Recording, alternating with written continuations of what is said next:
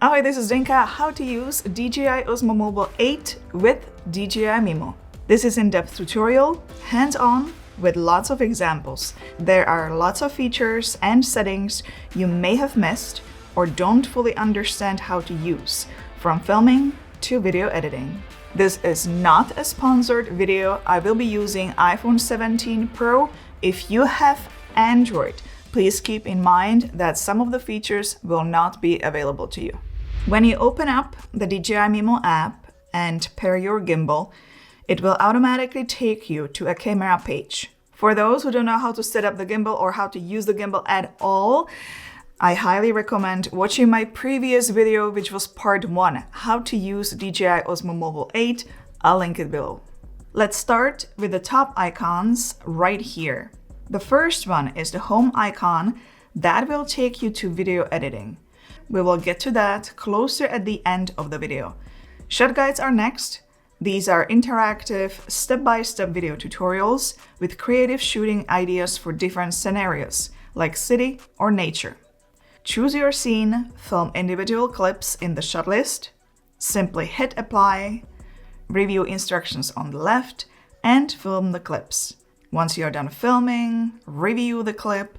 You can retake the clip, or if you're happy with it, hit next and shoot the next clip. Once you're done with all the clips, it will automatically create a story for you. The shot guides usually automatically pop up whenever it sees a suitable scene. If you don't want this feature being enabled and you just want to shoot on your own without being distracted, hit the 3 dots at the bottom that take you to settings. Stay on the video page, scroll down, and disable auto shot guides. The next icon will show you the gimbal battery level, smartphone battery level, and flash. In my case, it is disabled. Gimbal working mode, and right now it is also showing that the smart wheel is set to zoom. When I turn the wheel, I can zoom in and out. If I press once the smart wheel, I will enable manual focus. Now, when I turn the smart wheel, I can change the focus. It doesn't stop here though. When you press the smart wheel once again, that icon disappears and now you're in joystick mode. If you press the joystick up and down or even sideways, you will zoom in or out. So the joystick is no longer moving your gimbal, it's controlling the zoom. It's just a more convenient way of controlling the zoom as it is easier. If you want the joystick to return, to be able to move the gimbal around, just press the control wheel again. Now the zoom icon displays. To quickly summarize this, press once to set zoom on the control wheel, press once to set focus, press once to set the joystick for zoom, and press once to get back to zoom on the control wheel. Let's fully explain the basic video mode. Before you start filming, you can tap anywhere on the screen to select focus. You can also lock the focus and adjust exposure by dragging the sun up or down. You can also switch between default cameras: ultra wide angle, 1x main camera, 2x, 4x, and 8x telephoto. By default, the video mode is set to automatic. When you adjust the exposure with the sun slider, it is more convenient, faster, but less controlled, and it really adjusts the overall image. If you want to adjust the exposure more precisely, tap here and adjust EV, which is measured in stops, just like on any camera. I like to use it if I'm filming a series of clips at the same location with the same lighting. What you should also know is that you cannot lock white balance when you film in automatic mode. That is only available in manual mode. Here is where you can switch it. You can adjust ISO, shutter speed, and EV. It is super simple to set it up. If you film in 24 frames per second, you want to double the shutter speed, so you will select 1/48. If you film at 30 frames per second, 30 times 2 is 60, so you will select 1/60. The next step is to bring the ISO to the lowest number you can If you will be filming during the day, you will need a VND filter that works just like sunglasses, and it will block the additional light. I'll link some suitable choices below. If you look at the bottom center of the screen, this is where you can see what shutter speed, ISO, and EV you have set. Where do you change the white balance? Hit the three dots at the bottom that takes you to settings. Right here at the top is your white balance. When you tap on that, you can change it to whichever you prefer. You can also create a custom setting. When you film in automatic mode, this setting will be grayed out as again, it's not available. Resolution and frame rates are next. You can film up to 4K in 60 frames per second. Let's cover beauty mode. You can use beauty mode in any resolution and frame rate except 4K 60 frames per second. Anything lower is going to work. To be honest, I don't use beauty mode. At a certain age, you just stop using it and accept the way you look. Your priorities shift to completely different values. But I'm still going to mention what it can do. You can smooth the skin, you can brighten the face, slim, make the eyes bigger, remove dark circles, make the nose smaller, mouth bigger, whiten teeth, add lipstick, blush, and adjust the brows. Let's leave beauty mode. These three dots will take you to settings. Let's not go there yet, as I want to explain tracking in this app, which is called Active Track. Right now, I'm filming with a rear camera. There are two ways you can activate Active Track. If you are filming a person, you can just press the joystick at the back and the box will appear. This works with objects too, but for precise selection of object, it is better to use the second option, and that is drawing the box on the screen. Active Track is more advanced tracking than tracking with multifunctional module. Let me show you why. Let's hit this icon on the right side. Here are additional options. The first one is a dual lens boost. You can enable this if the subject moves very fast or if the subject is in a crowded scene. As you can see, the tracking scope is larger. As per notes here, this feature is not available in FPV and spin shot modes. The next feature is called Smart Capture. When you are filming a group of people, the app automatically detects subjects. You will see these gray boxes. You can enable tracking of a specific person by tapping on the box. You can also switch between them. Once the person is marked, when you press the trigger once, you will enable tracking of the marked person. You can disable the tracking the same way. Just press the trigger again. Once again, this feature is not available in FPV and spin shot modes. The last feature is gestures. Let me switch to portrait mode so I can explain the gestures available. One is follow and shoot, and the other one is shoot only. When I have follow and shoot enabled, I can show either palm or V gesture, and the gimbal will start filming and following me. To stop filming and tracking, show the gesture again. If I have enabled shoot only, once I show either palm or V gesture again, the gimbal will start countdown for recording. To stop recording again, show the same gesture. Let's switch from the rear camera to selfie mode. There is one more feature available when it comes to tracking. First of all, when you switch to selfie mode, the tracking will automatically start by default. That can be changed in the settings. I'll get to that shortly. When tracking is enabled, you will see this square icon at the top. Let's not go there yet.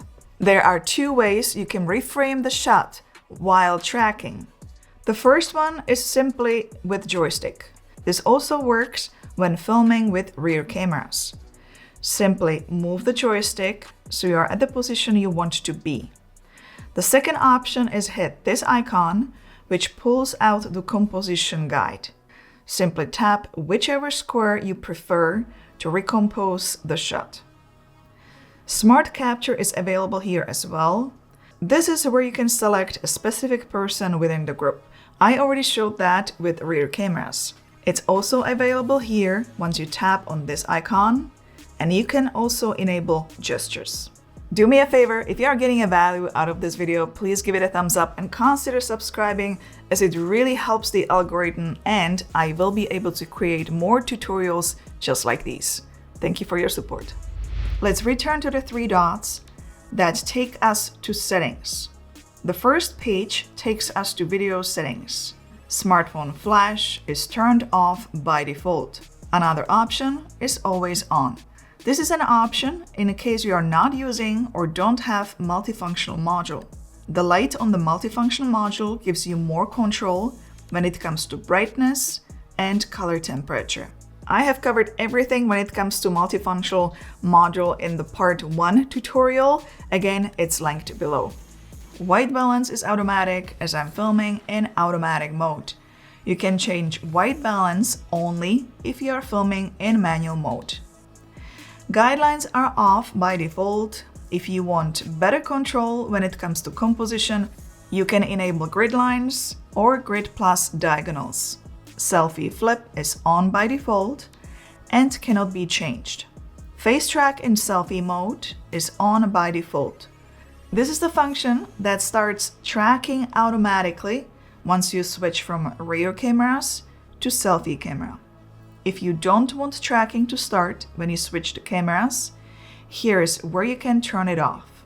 If you want to film in Dolby Vision HDR, you can enable it here if your phone supports it. Auto shot guides are on by default. That means that when it recognizes a suitable scenario, the shot guides automatically pop up. If you find it disturbing or don't need this feature at all, you can turn it off here. Let's leave video settings and cover gimbal settings. If you need a quick reminder on what all these buttons do on the gimbal, you can find it all here under Gimbal Quick Start Guide. Gimbal modes can be changed on the gimbal with M button, or you can change it here. In case you are unsure about gimbal modes, when you hit this question mark, it will take you to quick tutorial, or you can watch my gimbal modes video where I show how to use them and show many different shots. I'll link it below. Follow speed can be adjusted here as well. The choices are fast, medium, and slow. If you like the slow cinematic moves, keep it on slow. If you notice that the horizon is a bit crooked, you might want to calibrate your gimbal. Just place the gimbal on the ground or table and hit start. Just wait until the gimbal finishes the calibration. If you still find that the horizon is not straight, you can also adjust the horizon manually. It will first tell you to check if you have the smartphone installed correctly, and then you can adjust the horizon manually. Side wheel mode can be switched between zoom, manual focus, joystick zoom, or it can be completely turned off, so it does nothing, in case you're constantly bumping into the wheel and it bothers you while you're filming. Faster way to switch between those three modes is just pressing the side wheel once. Press switch button 3 times is next. Right now, by default, when you press the switch button 3 times, you will switch between video and photo mode. This function can be changed to quick menu. Once you enable this and press the switch button 3 times, this menu will show up. Now, with the joystick moving up and down, I can navigate through left menu.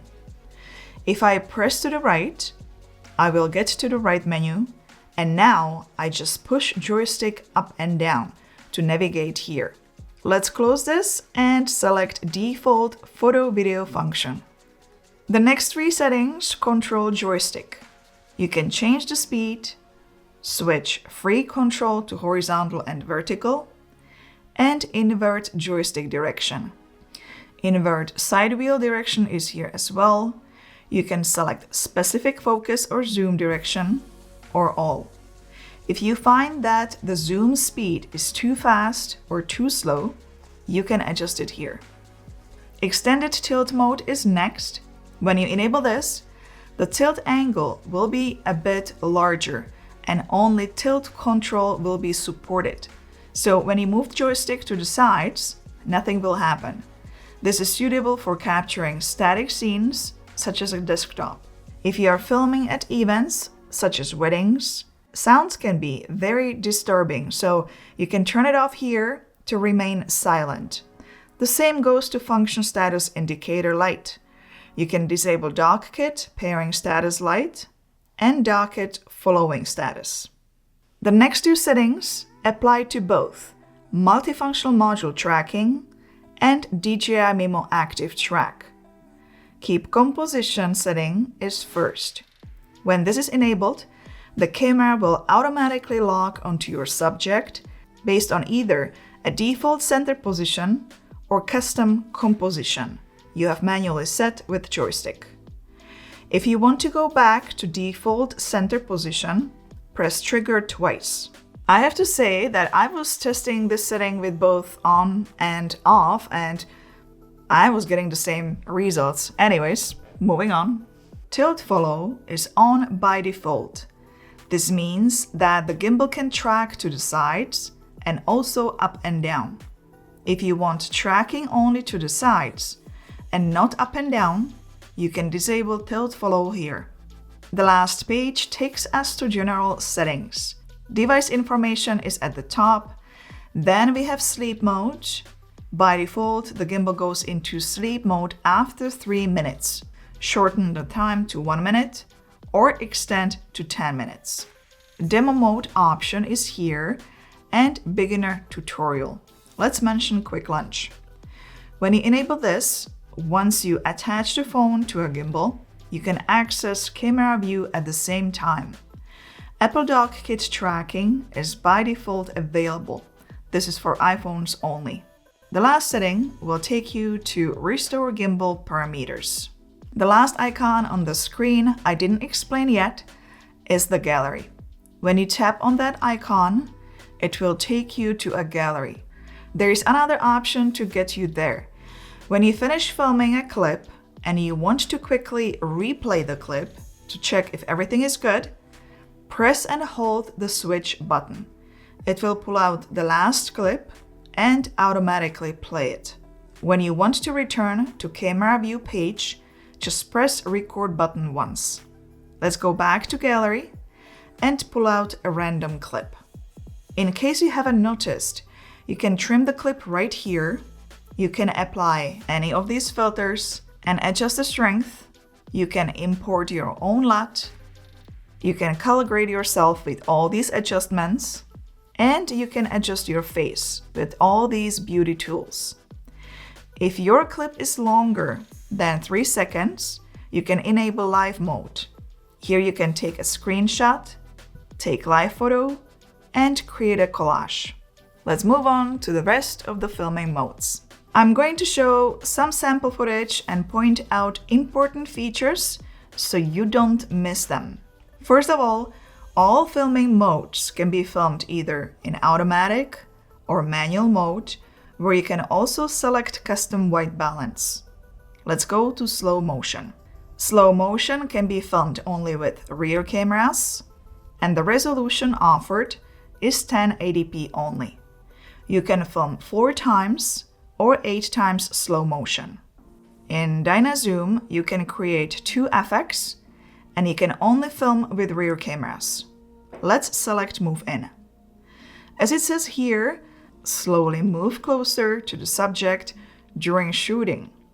So I'm going to select a subject by dragging across the screen, hit record, and move slowly closer as per directions.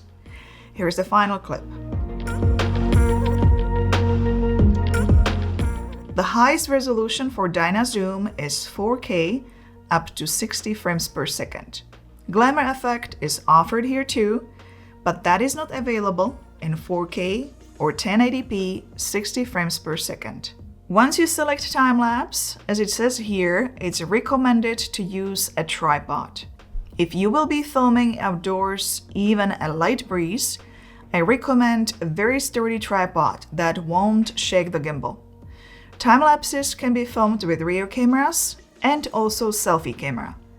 The highest resolution offered here is 4K, and you can film up to 30 frames per second. How do you film time lapse?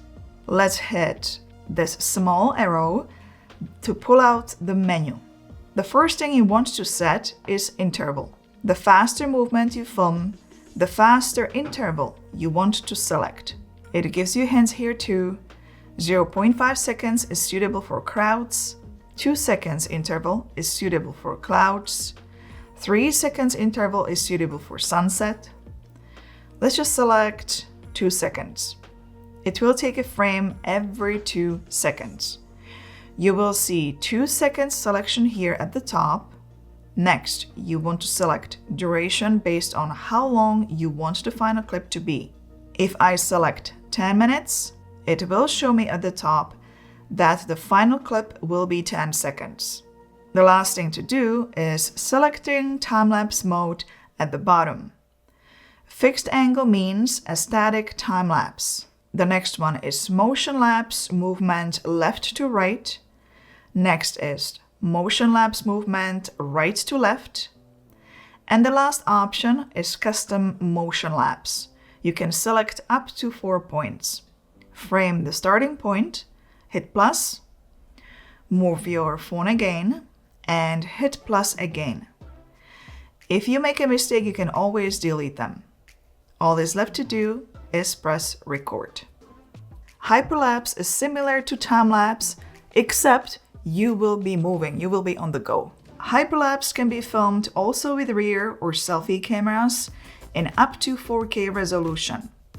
You can leave the speed on auto or select 5 times, 10 times, 15 times, or 30 times hyperlapse.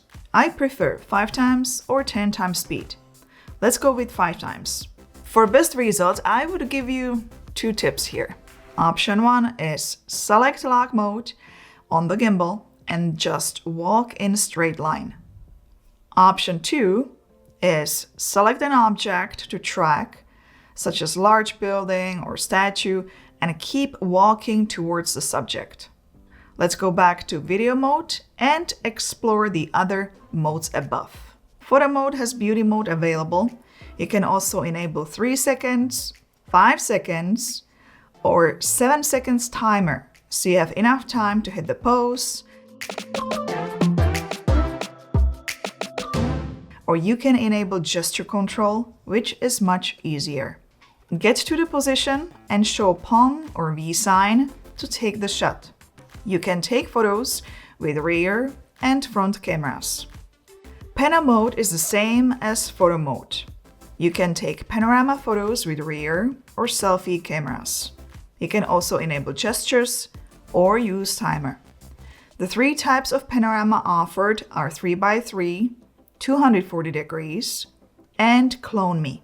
Once you hit the shutter, just position yourself within the frame.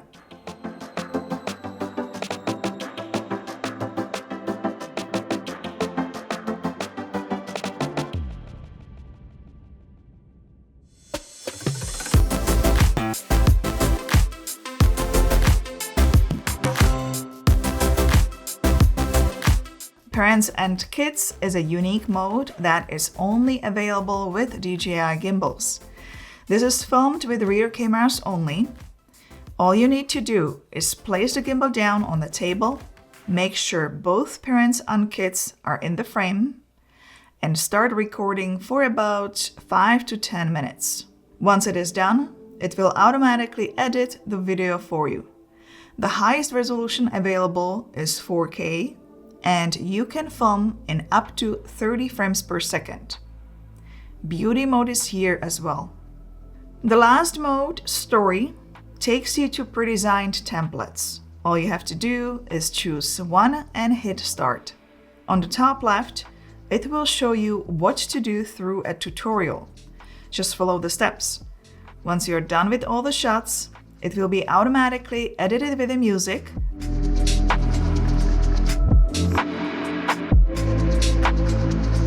What I like to try myself sometimes is the custom story.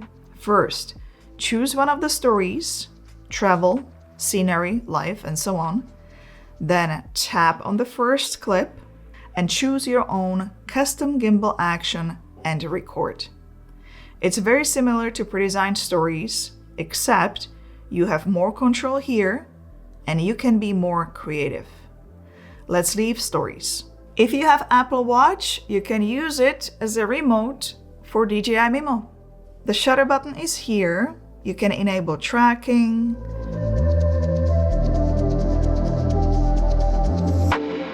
When you hit the joystick icon, you can move the gimbal in any direction.